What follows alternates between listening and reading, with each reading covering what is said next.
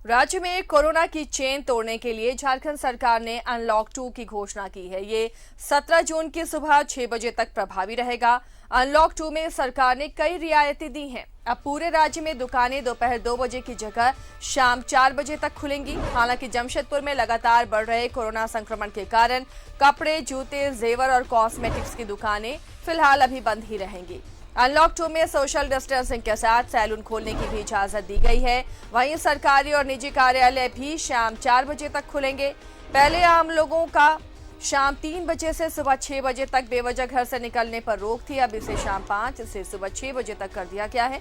हालांकि प्लेन और ट्रेन से सफर करने वाले, अंतिम संस्कार और कोविड से जुड़ी ड्यूटी, माइनिंग, फैक्ट्री और अन्य संस्थानों से जुड़े लोगों को छूट रहेगी। मुख्यमंत्री हेमंत सोरेन की अध्यक्षता में मंगलवार को हुई आपदा प्रबंधन प्राधिकार की बैठक में ये फैसला लिया गया। इसके बाद आपदा प्रबंधन विभाग की गाइडलाइन जारी कर दी गई। सहयोगी आकाश हमारे साथ जुड़े हुए हैं। आकाश का रुख करते हैं। आकाश, आज से अनलॉक 2, कई रियायतें, जूते, कपड़े, कॉस्मेटिक्स और ज्वेलरी शॉप खुले हैं। क्या आज पहले दिन भीड़भाड़ नजर आ रही बाजारों में?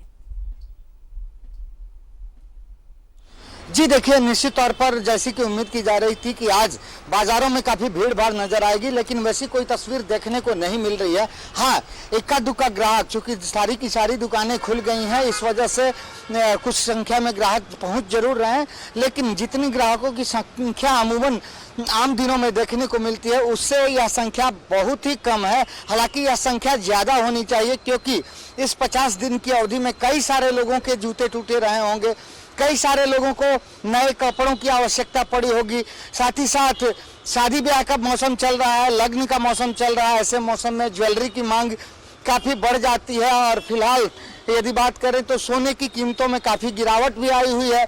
इस वजह से ऐसा उम्मीद किया जा रहा था कि जेवरों की दुकानों में काफी भीड़ नजर आएगी, लेकिन वहां भी भीड़ नहीं देखने को मिल रही है। हाँ, सड़कों पर जरूर गतिविधियां बढ़ी हैं, वाहनों की संख्या जो है बढ़ी है, वाहनों का परिचालन बढ़ा है, लेकिन जिस तरह की तस्वीरों की उम्मीद हम लोग लगाए बैठे थे वैसी तस्वीरें नहीं दिख रही हैं। शायद अभी भी लोगों के मन के अंदर कहीं ना कहीं कोविड-19 का भय है, क्योंकि जितनी मौतें लोगों ने अपने आसपास, अपने इर्द गिर्द देखी हैं, अपनों को खोया है, इस डर ने उनके कदम को पूरी तरह से थाम रखा है कि इस भय की वजह से लोग घरों से बाहर नहीं निकल रहे हैं। एक और कारण जो हमारी समझ में आ रही है वो यह है कि 50 दिनों की अवधि, या यूं कहें कि पिछले साल जब मार्च महीने में लॉकडाउन लगाया गया था, तब से लेकर अब तक अर्थव्यवस्था लगभग बेपटरी ही रही। व्यवस्था को पटरी पर लौटने का कोरोना ने मौका ही नहीं दिया। इस वजह से लोगों की जेबें भी काफी ढीली हो चुकी हैं। लोगों के पास इतने पैसे नहीं है कि वो रोजमर्रा की जरूरत की चीजों को भी खरीद सकें। ऐसी स्थिति में आप उनसे ये उम्मीद नहीं कर सकते कि वे ज्वेलरी की दुकानों में जाएंगे, वे नए कपड़े खरीदेंगे, वे नए जूते लेंगे। इसलिए जिंदगी जिस तरह से भी चल रही है, या यूं कहें कट रही है, लोग काटने को मजबूर हैं। अब बहुत ही जरूरी पड़ने पर लोग अपने घरों से निकल रहे हैं। और सबसे अच्छी बात जो यह देखने को मिली कि अधिकांश बड़े बाजारों में लोग कोरोना गाइडलाइंस का अनुपालन करते नजर आ रहे हैं। दुकानदार भी लोगों को लगातार यह समझा रहे हैं, उनसे आग्रह कर रहे हैं कि कोरोना गाइडलाइंस का अनुपालन करें, क्योंकि इससे किसी को भी खतरा हो सकता है। न सिर्फ उस व्यक्ति को जो गाइडलाइन का अनुपालन नहीं कर रहा हो, बल्कि उस व्यक्ति को भी जो गाइडलाइन का अनुपालन कर रहा हो। इसलिए ये सारी तस्वीरें जो है, और इस बार जितनी मौतें हुई, मौत के आंकड़ों ने लोगों को भयभीत कर रखा है।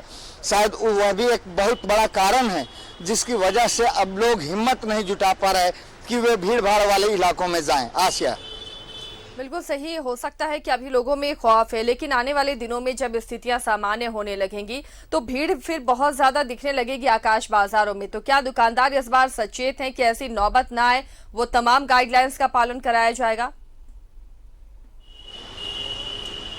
जी हाँ, देखिए, इस बार निश्चित तौर पर यह बदलाव आया है। हालांकि यह सकारात्मक बदलाव बेहद नकारात्मक परिणामों को झेलने के बाद आया है, क्योंकि इस बार दुकानदारों ने भी अपने इर्द गिर्द लोगों को मरते देखा है, अपनों को उन लोगों ने भी खोया है।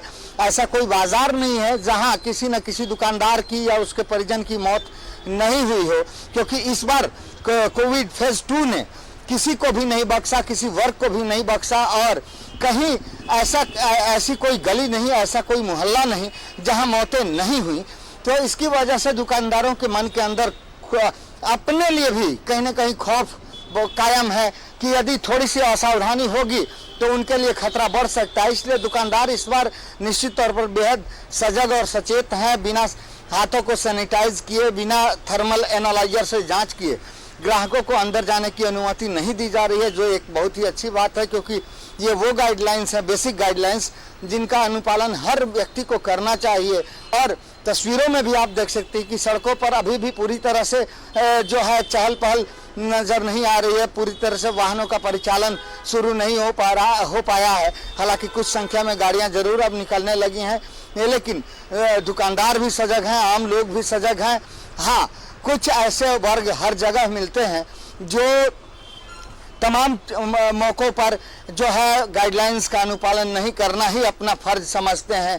तो वैसे तत्वों की भी कोई कमी नहीं है, लेकिन यदि ओवरऑल हम बात करें तो सारा वर्ग जो है पूरी तरह से सजग और सचेत नजर आ रहा है।